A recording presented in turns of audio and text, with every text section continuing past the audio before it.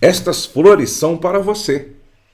E Denis entregou a Carol o buquê de rosas. Ele começou a conquistar o coração dessa mulher. Não demorou muito para ele arrebatá-la com pequenos toques que a fizeram se sentir especial. Olha só que coisa linda. Ele abriu a porta do carro para ela e esperava ela por o cinto de segurança antes de colocar o carro em movimento. Ele a ouvia com muita atenção. Eles faziam longas caminhadas juntos.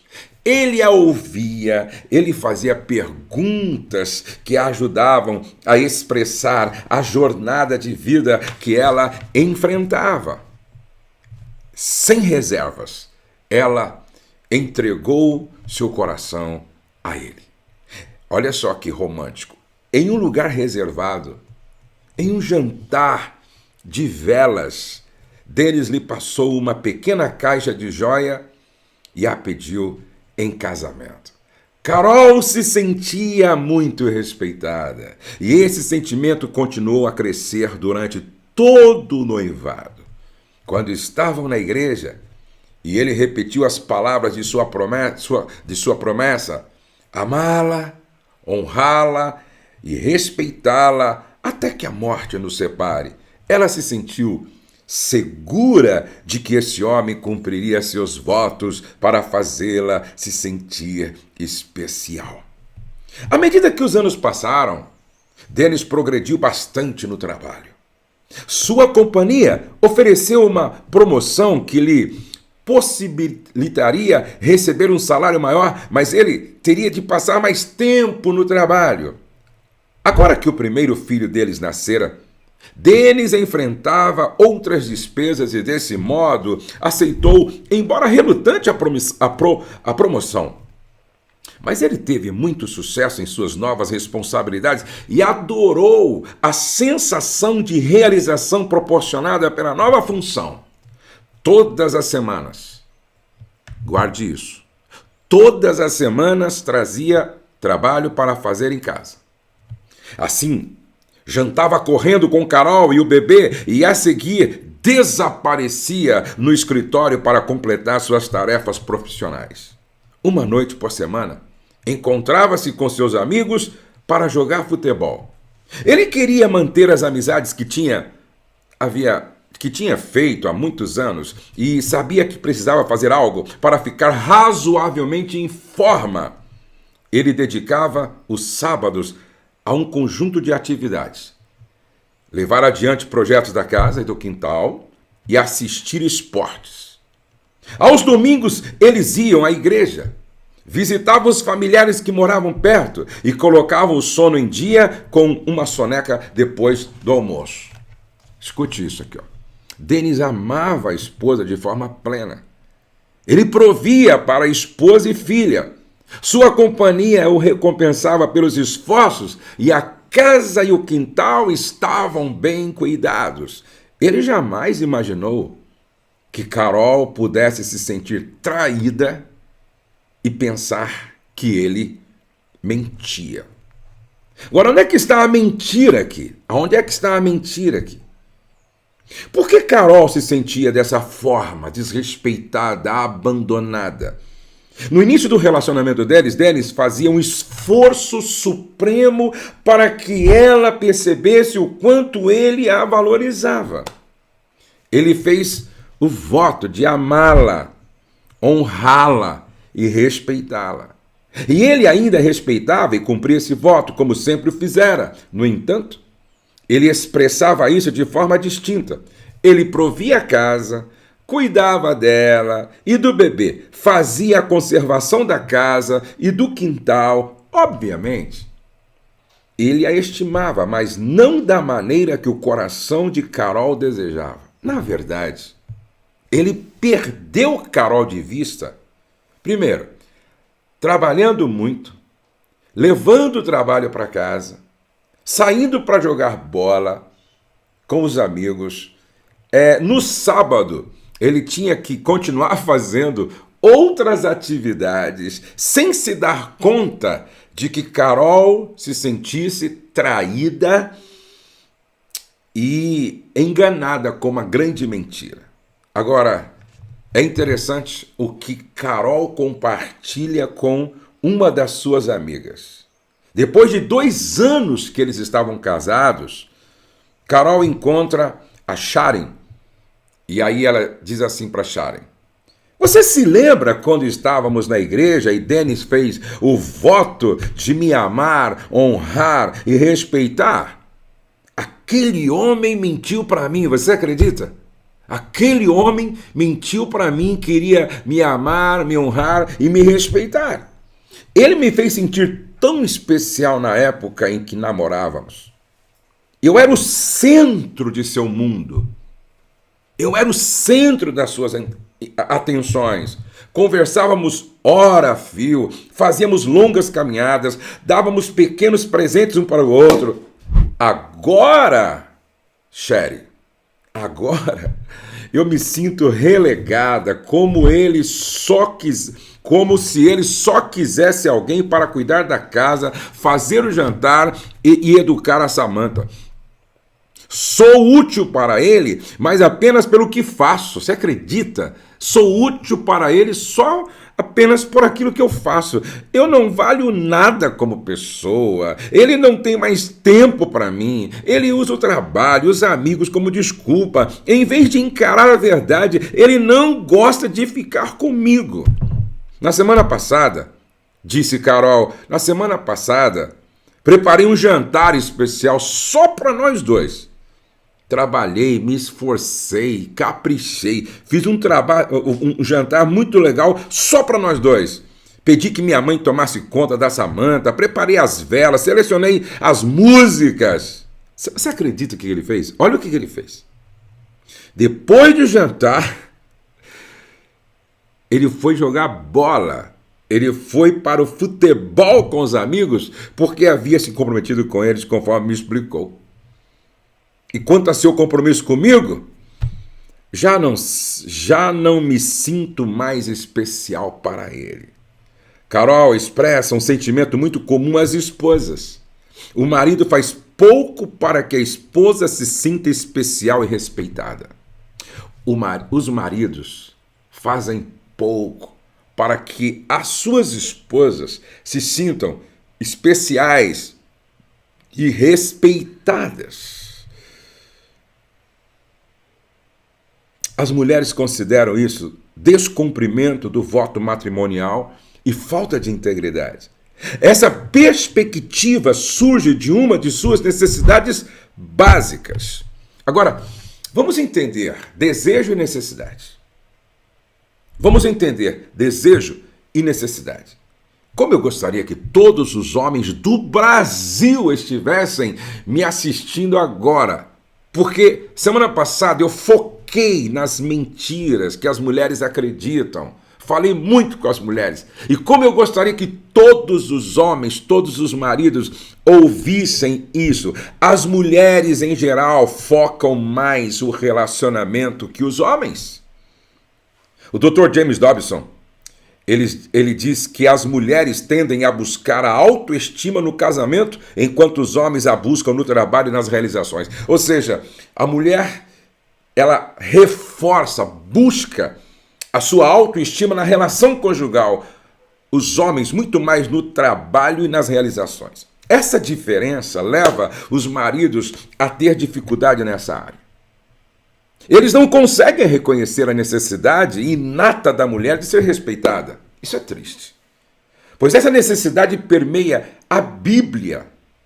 Para as mulheres, a necessidade que tem de intimidade talvez brote da forma como Deus criou o homem e como Deus criou a mulher. Em Efésios capítulo 5, verso de número 25. Maridos, amai vossa mulher, como também Cristo amou a igreja e a si mesmo se entregou por ela. Lembrando que eu estou me baseando no texto, tá? Inclusive eu vou ler esse texto aqui para vocês, desse livro aqui, ó, do Tim e da Sheila, né? 12 mentiras que o marido conta à sua esposa. Primeira mentira. Sempre a amarei e a respeitarei. Sempre a amarei e a respeitarei. A verdade sobre fazer que ela se sinta especial. Em Gênesis, no capítulo de número 2, Deus reconheceu a inadequação básica do homem sozinho e supriu essa carência. O Matthew Henry diz o seguinte: Deus não tirou a mulher da cabeça do homem para que ela não competisse pelo governo, pela liderança. Deus não tirou a mulher, da sola dos pés do homem para que ela não fosse pisada pelo homem, mas Deus tirou a mulher do lado, próxima do braço e do coração, para que o homem protegesse a mulher, para que ela fosse amada, respeitada, abraçada. Esse conceito continua no livro de Cânticos. Esse notável poema de amor expressa as atitudes e as ações da esposa, certo? Então, deixa eu ler para você aqui como está presente no livro de Cantares essa ideia de que a mulher tem essa necessidade de ser amada, respeitada, honrada, mais do que o homem ainda. Olha só. Qual a macieira entre as árvores do bosque, tal é o meu amado entre os filhos, com grande gozo sentei-me à sua sombra, e o seu fruto era doce ao meu paladar. Levou-me à sala do banquete, o seu estandarte sobre mim era o amor. Sustentai-me com passas, confortai-me com maçãs, porque desfaleço de amor. A sua mão esquerda esteja debaixo da minha cabeça e a sua mão direita me abrace. Põe-me como selo sobre o teu coração, como selo sobre o teu braço, porque o amor é forte como a morte, o ciúme é cruel como o Seol, a sua chama é chama de fogo, verdadeira labareda do Senhor. Observe como no livro do Cântico dos Cânticos, a força dele, do homem, traz proteção sobre ela e ela se sente segura. Ele provê doces para ela, muito antes de qualquer fábrica famosa de doces ser criada, e não faz isso só no dia dos namorados, porque tem homem que só no dia dos namorados surpreende a esposa, só no dia dos namorados presenteia a esposa, só no dia dos namorados ele faz alguma coisa. Não, aqui o homem faz no cotidiano da vida. Ele a inunda de amor até que ela esteja pronta a desfalecer de alegria. Ele provê o aconchego pelo qual o coração da esposa anseia. Ele sente como se ela assegurasse junto ao coração. Ela sente como se ele assegurasse junto ao coração. Ele a coloca no centro de sua vida, não nas bordas. Em outras palavras, ele a respeita e o respeito transparece e ela sabe disso. Assim, quando o marido faz o voto de respeitar a esposa e não faz isso de forma que ela precisa, a esposa sente que o marido mentiu para ela. O cara que disse no altar: prometo te amar, te respeitar, te honrar, e não faz isso de forma que ela precisa, a esposa sente que o marido mentiu para ela. A necessidade de se sentir valorizada, isso está nas mulheres do planeta, do mundo.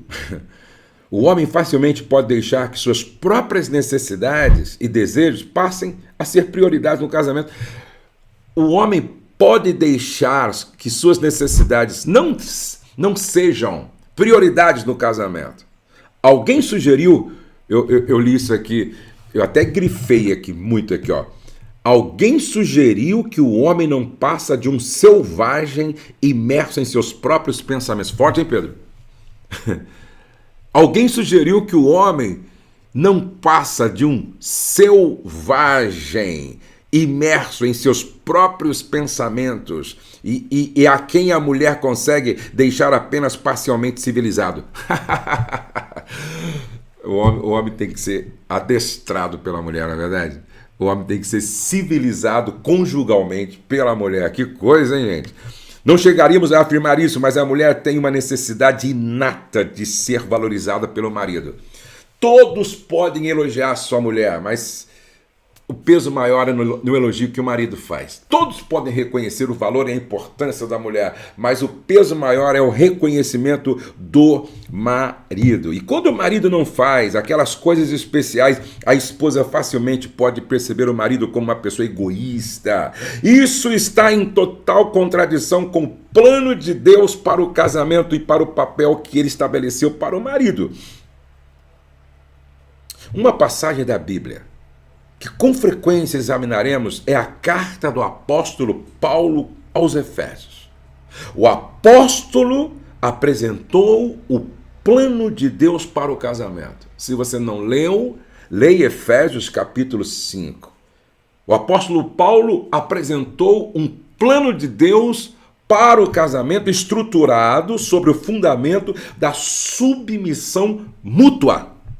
Sim, submissão mútua em que cada parceiro se entrega às necessidades mais profundas da pessoa amada. Marido, leia esta passagem cuidadosamente e observe que grifamos a forma que o marido deve valorizar e se sacrificar por sua esposa. Sujeitando-vos uns aos outros no temor de Cristo. Vós, mulheres, submetei-vos a vossos maridos como ao Senhor. Porque o marido é a cabeça da mulher, como também Cristo é a cabeça da igreja, sendo ele próprio o salvador do corpo. Mas assim como a igreja está sujeita a Cristo, assim também as mulheres sejam aos seus maridos. E aí Paulo vai falando sobre maridos, amai as vossas mulheres, assim devem os maridos amar suas próprias mulheres como seus próprios corpos. Aí ele diz assim, a mulher... Assim, ame a sua própria mulher como a si mesmo, e a mulher reverencie o seu marido. A forma que Jesus trata a igreja deve ser o padrão em que o marido deve se fundamentar para tratar a esposa. Eu vou repetir porque isso aqui deveria ser praticado por todos nós, maridos.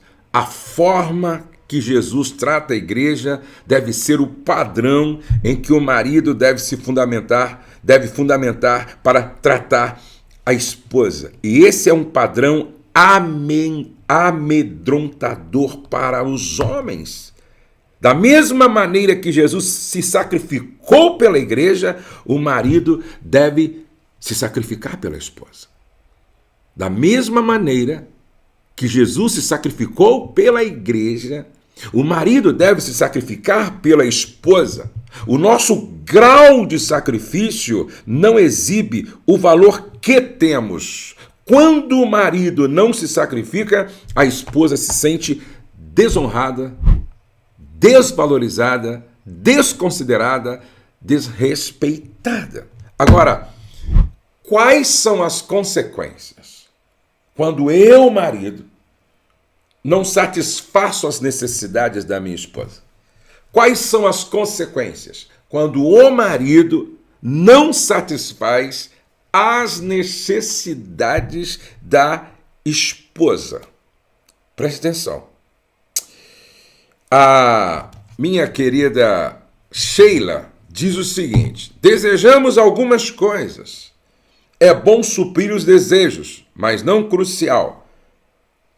Ela diz assim, o Tim gosta de sorvete de chocolate, mas pode viver sem isso. Não muito bem, mas pode. As necessidades, entretanto, são necessidades. Um desejo, a gente pode até viver sem aquilo que se deseja, mas não sem aquilo que necessitamos. Vou dar alguns exemplos. Eu posso, Tipo assim, eu posso viver sem sexo, mas eu não posso viver sem almoçar, jantar e tomar café, porque se eu deixar de me alimentar, eu vou morrer. Então preste atenção que desejo é algo que você pode viver sem. Necessidade é algo que, se faltar, pode comprometer muita coisa, certo? No topo da lista das consequências negativas encontramos a ausência de intimidade no casamento. Ou seja, quando necessidades não são supridas dentro do casamento, Olha só, quando necessidades não são supridas dentro do casamento, há uma desconexão.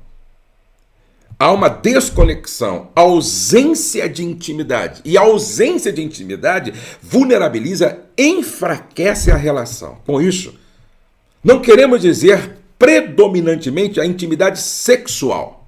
Olha como expressou Mara. Mara disse assim, olha, o meu dilema é exatamente essa incongruência, essa desconexão entre como nós nos relacionamos no dia a dia, ou no sexo, e a falta de intimidade emocional no nosso casamento. Veja bem, disse ela, nossa vida sexual é maravilhosa. Ela realmente é muito boa. Greg se importa comigo. Ele não tem pressa. Amo essa parte de nossa vida conjugal e necessito disso, mas não consigo entender por que ele não demonstra essa consideração o restante do tempo. Só me sinto próxima dele quando temos relação sexual, mas necessito mais que isso. Eu acredito que muitas mulheres estão se identificando com a história de Mara. A esposa experimenta dor quando o marido não a respeita. A esposa experimenta dor quando o marido não a respeita. Ela percebe esse fato como se o marido não valorizasse a ela e ao casamento. Essa percepção resulta em retraimento. E o marido e a esposa começam a levar vidas separadas, vivem na mesma casa, mas não no mesmo teto. E é terrível quando isso acontece. Quando se vive na mesma casa, mas não no mesmo mundo, desculpe. Se vive na mesma casa e não no mesmo mundo. Eles estão comendo na mesma mesa, eles estão dormindo na mesma cama, estão assistindo televisão na mesma sala, eles estão andando no mesmo carro, mas estão desconectados, estão separados na alma, estão distantes um do outro. A tentação aumenta. Quando as necessidades não são supridas, e isso sistematicamente por longo tempo, a tentação aumenta. Lembre-se de que necessidades são vitais. Após aconselhar muitas mulheres por muitos anos, a Sheila entendeu uma coisa. A casa e a família representam as prioridades da mulher e ela não quer olhar para fora. E ela não quer olhar para fora para suprir suas necessidades, mas ela pode ser levada a fazer isso. A mulher espera que as suas necessidades sejam supridas dentro do casamento, dentro de casa. Porém, muitas vezes, as necessidades crônicas não satisfeitas obrigam esta mulher a começar a olhar para fora. Por favor, não entenda mal, nada serve como desculpa para a infidelidade. Entretanto, quando não suprimos as necessidades que prometemos suprir, podemos empurrar nosso cônjuge a um patamar mais alto de tentação. Esta é a razão por que a gente precisa insistir nesse assunto com todos os casais que sempre param para nos ouvir. E se o marido não respeitar sua esposa, a esposa ficará muito mais vulnerável a se inclinar na direção de alguém que a respeita. Esse risco é inaceitável, não é mesmo? A Bíblia é clara quando diz: a alma farta pisa o favo de mel, mas para a alma faminta todo amargo é doce. Como é que nós estamos deixando a esposa em casa? Com a alma nutrida? Como é que a gente está se despedindo da esposa? Com a alma nutrida? Agora, o que está por trás desta mentira? O que está por trás desta mentira? Eu estava lendo esse texto aqui e eu achei muito interessante a forma como a Sheila coloca o homem como caçador. Se as esposas verdadeiramente precisam se sentir respeitadas e os maridos arriscam enfrentar sérias consequências quando não suprem essa necessidade, então por que os homens ignoram esta necessidade? Por que os homens ignoram esta necessidade? Os homens tendem a ter a mentalidade de caçador. Olha que coisa interessante. Os homens tendem a ter essa mentalidade de caçador. Eles escolhem a presa, determinam a melhor estratégia e depois perseguem-na até alcançá-la. Nesse ponto, a caça termina. A missão foi cumprida. Eles podem passar a outras buscas. Olha que coisa interessante. É a mentalidade do caçador. Ele escolhe a caça, entendeu? Monta uma estratégia para alcançá-la, conquistá-la, seduzi-la. E depois que ele alcança, ele acha que nesse ponto a missão terminou, a caça terminou. Os homens solteiros leem os livros, ouvem o que a mulher tem a dizer e descobrem por meio de seus erros o que funciona e o que não funciona com as mulheres. Depois eles fazem sua presa se sentir especial e respeitada, assim como o Denis fez no começo de seu relacionamento. A busca foi bem sucedida. Com esse sucesso, os homens desenvolvem uma estratégia diferente para um tipo diferente de relacionamento. Isso é casamento, não namoro. É o que muitos dizem. Espera aí, você quer que a gente viva como namorados? Mas isso aqui é casamento, isso aqui não é namoro. Interessante. A gente namora para casar e deveria casar para namorar. Isso não pode mudar. A gente namora para casar e a gente deveria casar para namorar. Assim passam a agir como o provedor, sentem-se responsáveis por suprir as necessidades físicas da família, tornam-se seu protetor, querem sinceramente defender a sua família contra todas as dificuldades e eles apreciam a presença, gostam de apenas ficar ao lado de sua amada. E aí, Sheila diz, olha, o meu marido lembra de ter lido a verdadeira história de um casal celebrando aniversário de casamento em um belo hotel campestre. Enquanto subiam as escadas para o quarto vitoriano, bem aconchegante, o marido pensou, este relacionamento é muito bom, nem mesmo temos de conversar, basta estar na presença um do outro. Aí a esposa simultaneamente pensou, nosso relacionamento não é muito bom. Fizemos uma refeição e mal trocamos mais que 20 palavras. E é o que acontece na maioria dos casais, com a maioria dos casais casados há um bom tempo. Agora, gente, eu gostaria de concluir essa leitura aqui dizendo o seguinte, os homens são iguais ao Denis. Quando namoram, demonstram percepção excepcional assim que percebem o que é necessário para ganhar o coração de uma mulher. Eles a fazem se sentir respeitada, admirada e especial. Entretanto, assim que se casam, os homens como Denis demonstram tolice excepcional quando pensam que sua mulher muda em relação ao que ela esperava de um relacionamento. Os homens fariam bem em seguir este princípio simples de casamento, continuar a fazer o que foi preciso fazer para atraí-la, seduzi-la, conquistá-la no namoro. Eu costumo dizer que o casamento é uma busca interminável de conquistar, seduzir, atrair. Vou repetir. O casamento é uma busca diária de conquista, de sedução, para atrair o cônjuge. Em outras palavras, o marido precisa continuar a suprir as necessidades de sua esposa da mesma forma que fez para conquistar o coração de sua amada. E aqui, de forma resumida, eu vou colocar 5 pontos que todos os maridos deveriam atentar para suprir as necessidades da esposa. Primeiro, perceba a necessidade. Perceba a necessidade.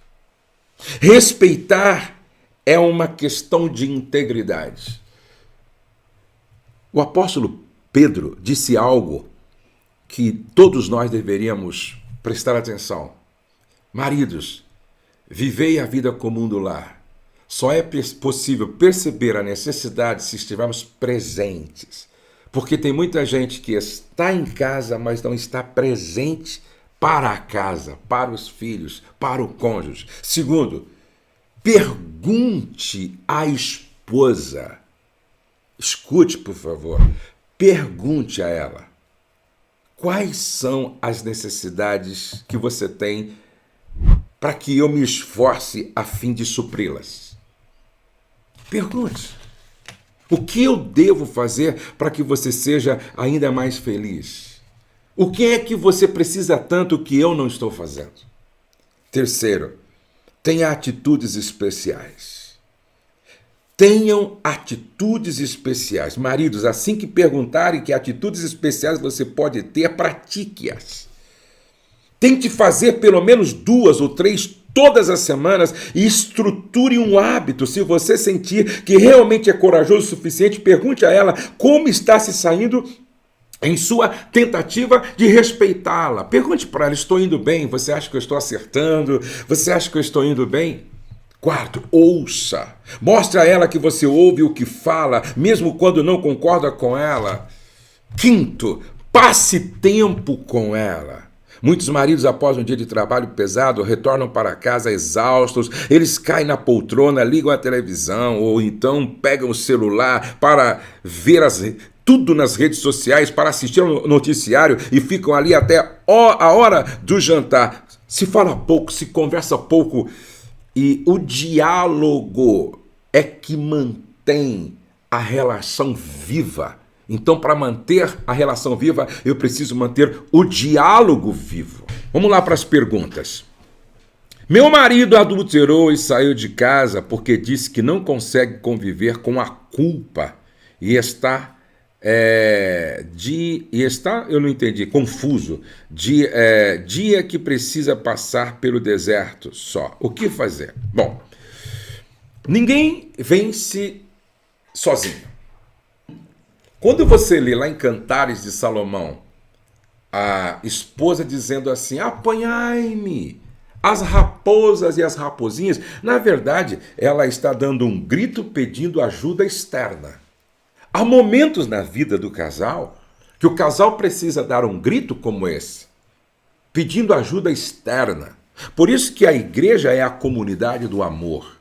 Por isso que nós precisamos de mentores, de pais, de pessoas que nos auxiliam a vencer tempos difíceis. O seu marido precisa de ajuda, você precisa de ajuda. E olha, nós podemos te ajudar através do SOS Casamento, ok? Se você desejar, faça sua inscrição. 2. Meu marido não me elogia em nada do que faço e não vai à igreja comigo. Pergunto se ele me ama e ele fica aborrecido e não responde. O que faço?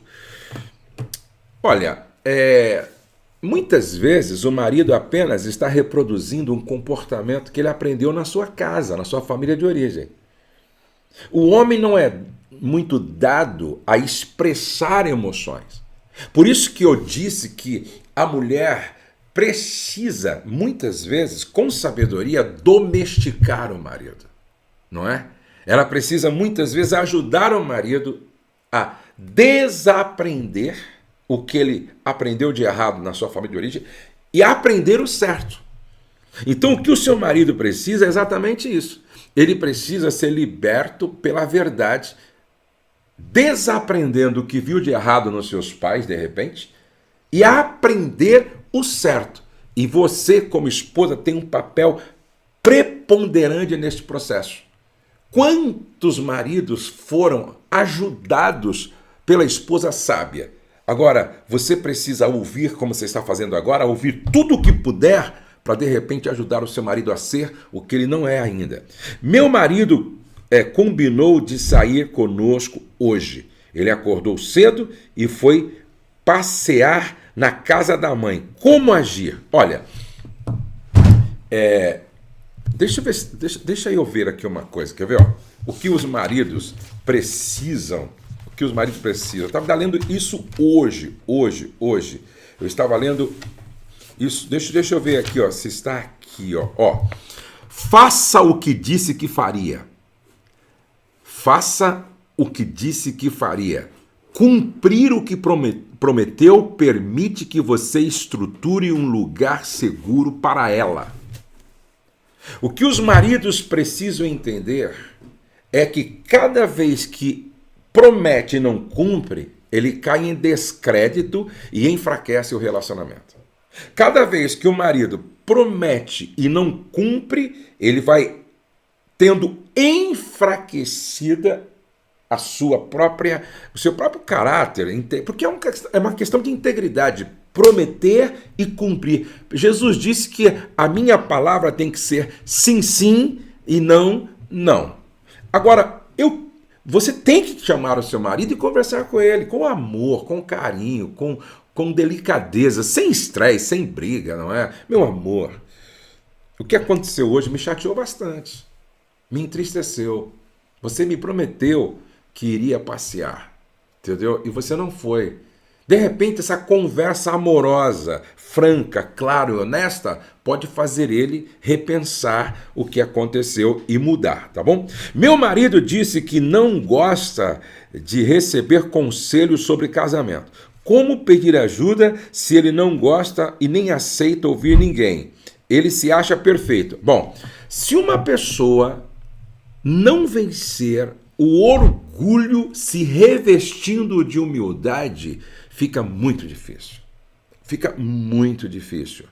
O orgulho é o primeiro e maior inimigo da nossa alegria e da nossa felicidade. O seu marido, primeiro de tudo, precisa vencer o orgulho, porque o orgulho o impede de ouvir para aprender a fim de crescer. Meu marido se preocupa mais com suas coisas do que comigo. Seu lazer se tornou prioridade e eu fico de lado. O que faço? Veja só, infelizmente, boa parte dos casais não sentam para alinhar, não sentam para conversar, não sentam para planejar, não sentam para discutir assuntos que são relevantes e pertinentes relacionados aos dois. Porque no casamento existem 3 agendas, basicamente 3 agendas. A agenda do marido, a agenda da esposa e a agenda do casal. E precisa haver um equilíbrio, um planejamento, uma organização. A agenda do casal, a agenda do marido e a agenda da esposa. Na minha casa temos dificuldade de comunicação e diálogo. Isso é importante para mim, mas para ele não. O que faço? Eu vou continuar insistindo. A mulher precisa ser sábia o suficiente para, de repente, influenciar o marido para que ele atente para alguns detalhes que faz toda a diferença na vida do casal. Como é que os maridos que eu conheço mudaram quando eles perceberam na mulher atitudes de sabedoria para convencê-los a prestar atenção, de repente, numa palestra, num filme, numa oração, e aí eles mudaram, porque há momentos em que, de repente, Deus trabalha de tal forma que vira uma chave na cabeça do homem. Aí muda tudo. E principalmente a igreja onde você congrega precisa ter ensinos relacionados a isso. Na minha igreja, por exemplo, eu com frequência falo sobre a importância de se ter um coração ensinável. A importância de se ter um coração ensinável, tá? E quando no casamento tem sexo, mas falta outras coisas. Bom, eu vou repetir o que eu disse lá atrás, não é verdade? Nós precisamos provocar na relação conversas onde possamos colocar essas necessidades sobre a mesa. Se não houver isso, não dá para chegar a lugar nenhum. Infelizmente, boa parte dos casais não fazem isso. Estamos juntos há 9 anos, nunca... Estamos juntos há 9 anos, nunca me chamou para conversar. Eu chamo e ele não quer. Como lidar com isso? Não precisa chamar para conversar. A gente pode começar uma conversa. Entendeu? E a gente começa uma conversa. Olha como Jesus foi assim extremamente estratégico com a mulher samaritana. Quando Jesus estava lá no poço de Jacó, e aí chegou a mulher samaritana, como é que ele dá início a um diálogo? Como é que Jesus começa um bate-papo com aquela mulher? Ele pediu para ela algo que era comum entre eles. Ela foi buscar o quê? Água. Ele pede o quê? Água. E aí todo o assunto gira em torno do quê? Da água. Por quê? Porque água era um interesse comum. Então a gente precisa começar um bate-papo a partir de um interesse comum. Se o marido gosta de política, aprende sobre política para conversar com ele. Se o marido gosta de futebol, aprende sobre futebol para conversar com ele. Se o marido gosta de luta, aprende sobre luta para conversar com ele. O seu marido gosta de cozinhar, aprende sobre cozinha mais ainda para conversar com ele. Se o marido gosta de teologia, aprende teologia para conversar com ele. Por quê? Porque quando a gente conversa sobre aquilo que o outro se interessa, ou que é interesse do outro, fica mais fácil. Tá? Meu marido não conversa comigo, só quer falar em dinheiro e por isso discutimos muito. Mas ele quer fazer o quê? Falar sobre administração do dinheiro, aplicação do dinheiro, ganhar dinheiro. De repente, comece a conversar sobre essas questões com ele. 8 anos de casado e vivemos como 2 irmãos. O que faço? Se nós não tomarmos cuidado, a vida conjugal vira um relacionamento entre irmãos mesmo. Por quê? Porque não há intimidade. Não há intimidade. Quando eu falo intimidade, não é só sexo. Eu estou falando em conhecer o mapa afetivo do outro. É conversar sobre isso. Sou casado há 36 anos e agora eu descobri muitas mentiras.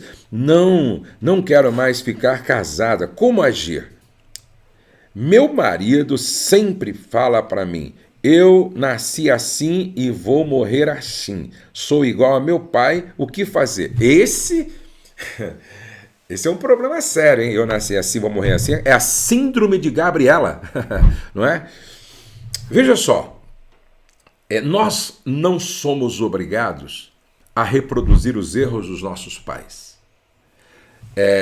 Meu avô tinha coisa boa e coisa ruim. Eu vou ficar com as coisas boas. Meu pai tinha coisas boas e coisas que não eram tão boas. Eu vou ficar com as coisas boas. Eu tenho muita coisa boa e algumas coisas não tão boas. Meus filhos devem ficar com as coisas boas. Eu primeiro não nasci assim. Presta atenção. Primeiro eu não nasci assim. Eu sou resultado de crenças. Não é? Eu sou resultado de comportamentos que eu assisti, que eu vi.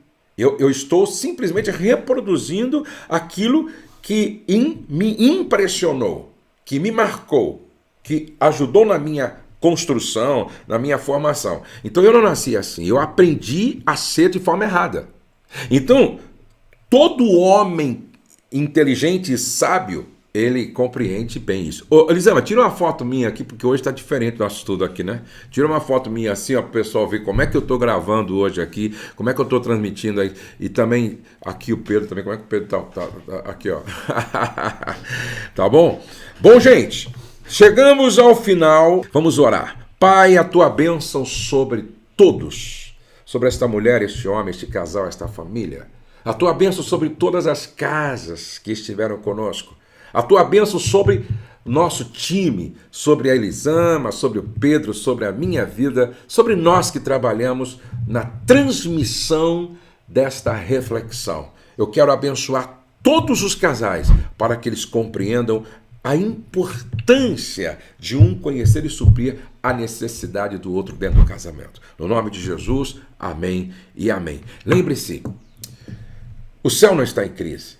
Deus está no controle. Nós cremos em milagres e a nossa família está debaixo da graça de Deus.